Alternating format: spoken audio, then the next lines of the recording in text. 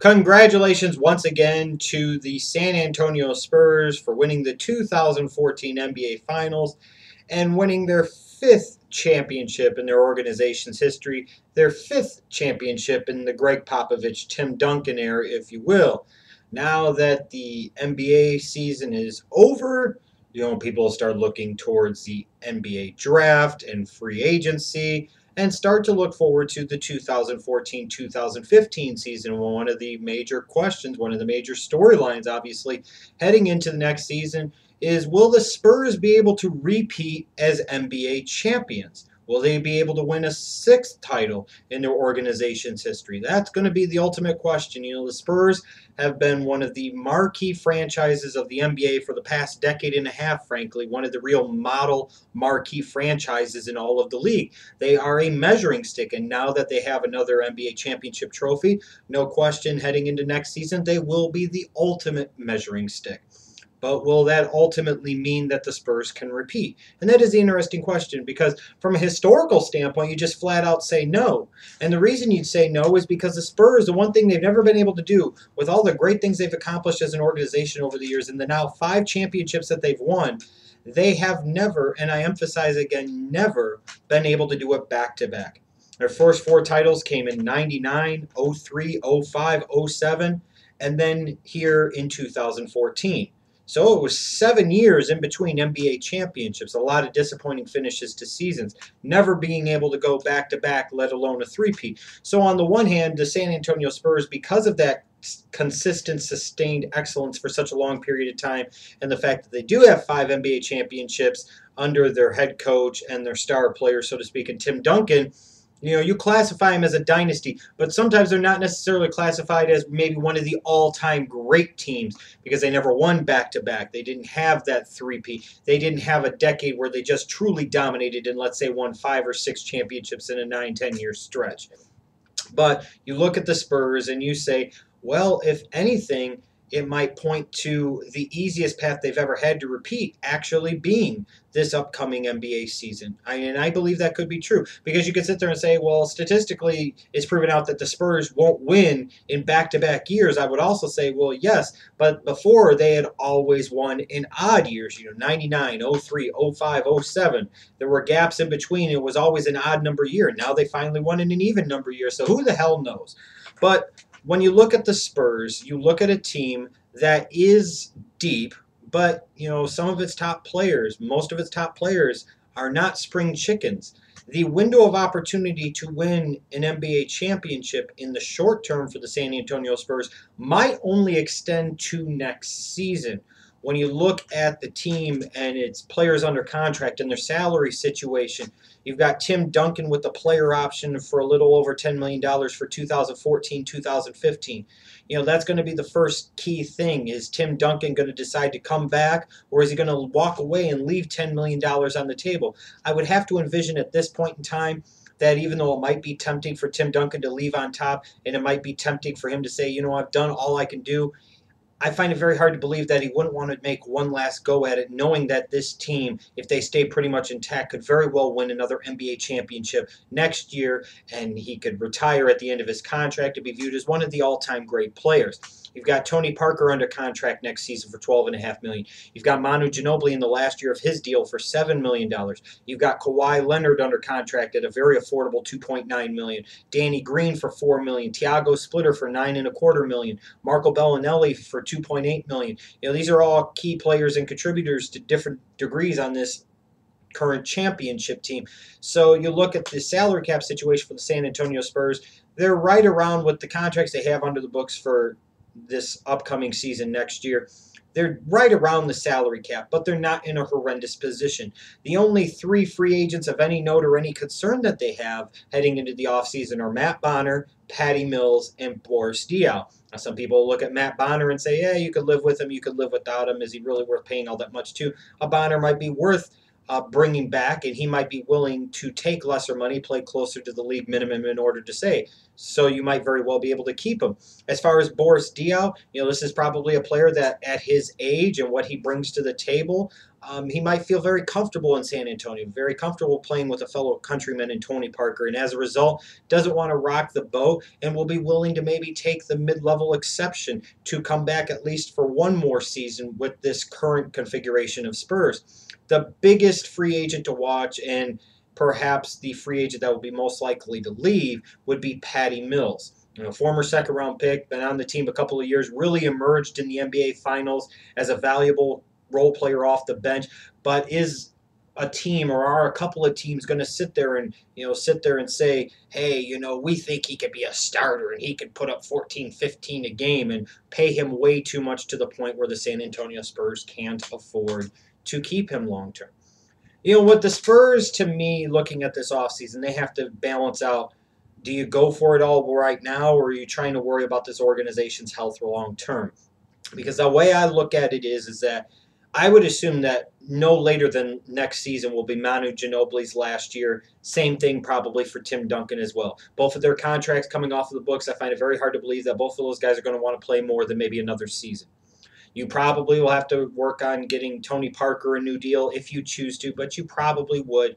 Kawhi Leonard obviously is going to command huge money when it comes time to pay him long term. I don't know if he'll get a max contract, but he'll get a big substantial amount of money. Maybe it would be wise for the San Antonio Spurs, if they don't want to rock the boat, if they don't really want to tinker or mess with the championship formula, to perhaps overpay Patty Mills a little bit, because they're going to have the salary cap space in another season to be able to absorb an overpriced Patty Mills contract and not be too much worse off for the wear. Are they going to? I don't know. But you look at this team, and I think there is a very good chance that the Spurs can repeat as NBA champions. You look at the Eastern Conference, the Miami Heat that fell apart in the NBA Finals and may not be together in its current configuration. And even if you said, well, everybody comes back and they somehow manage to add Carmelo, how does that make the Miami Heat any better? How does that address any of the numerous problems that we saw with the Miami Heat in the NBA Finals? It doesn't. The Spurs would be able to beat that team with a Carmelo Anthony. No question in my mind about it. Who else in the Eastern Conference is really going to present a formidable challenge? Somebody like the Indiana Pacers? I don't think so. Somebody like maybe the Chicago Bulls, if they had a big free agent or so? You're putting a lot of hopes on Derrick Rose coming back to all-star form, and that is far from a certainty.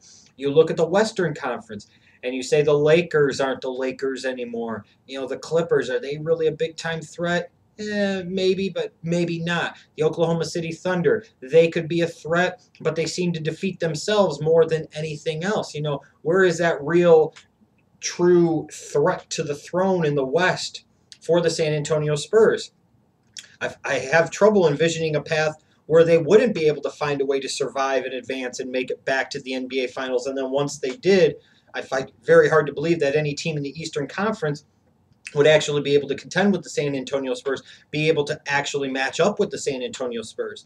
And again, this is contingent upon the fact that they pretty much keep their current championship team assembled, which I think they have the ability and the possibility to this offseason, which is not something that's always the easiest thing to do.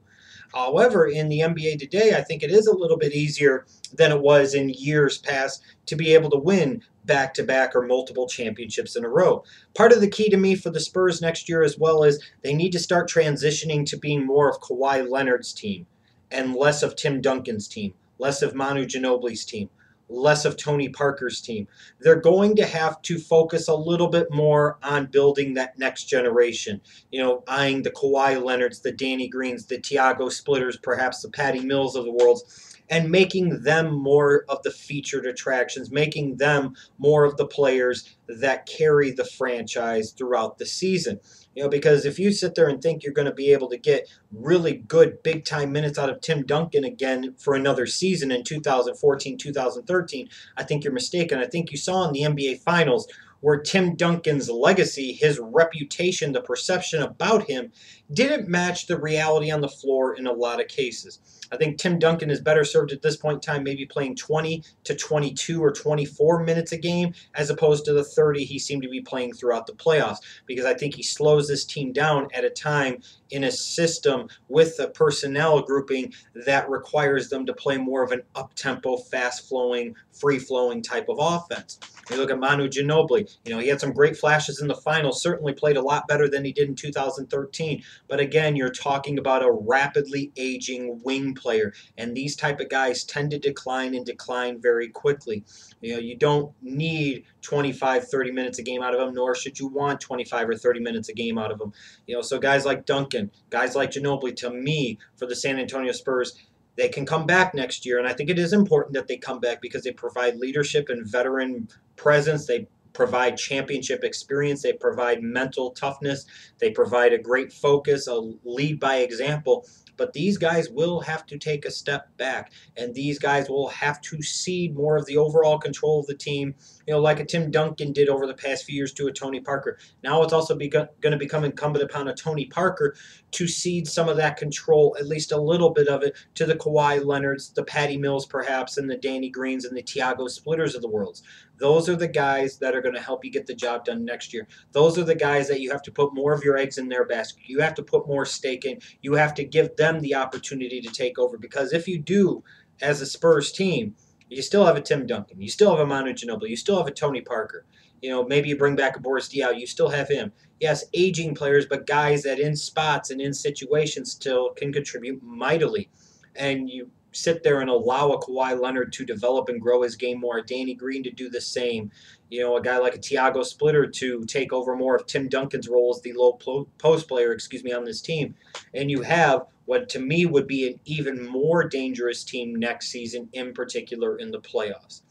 So if the Spurs can keep this team primarily intact, which I think they can, and frankly I think they should, even if that means they have to overpay for Patty Mills, long term it's not going to hurt them that much as an organization, because after next season you're looking at Duncan and Ginobili and hell, maybe even Parker's contracts all coming off of the books. Other than having to re-sign a Kawhi Leonard long term, you have the financial flexibility long term to keep a Patty Mills.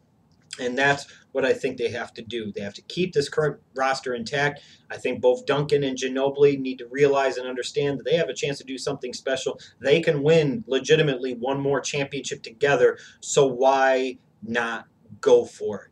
And if they understand that in order to do so, the Kawhi Leonards, the Patty Mills, the Tiago Splitters, the Danny Greens of the world have to take more of the responsibilities and more of the burden and more of the accountability for the team's success, I think the San Antonio Spurs can indeed repeat and win the 2015 NBA Finals and win their sixth NBA championship and do something that they've never done before, which I think is an incredibly big motivating factor for Greg Popovich and Tim Duncan and Tony Parker and Manu Ginobili in particular. All these championships that they've won, Ginobili and Parker, they've won 4 now. Duncan and Popovich have won 5. The one thing they've never done is go back-to-back. And what a perfect way to end that championship run, that dynasty run of the San Antonio Spurs, then for next season, everybody to kind of go off into the sunset as back-to-back NBA champions and understand when to bow out gracefully and exit stage right.